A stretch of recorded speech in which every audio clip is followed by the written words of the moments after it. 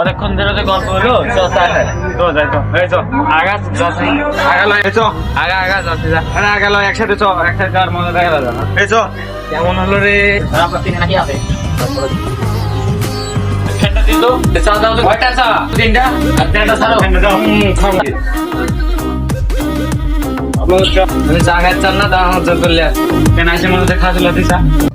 এমন খান করলে এমন খান করছি এমনি কোনো কালে চা খা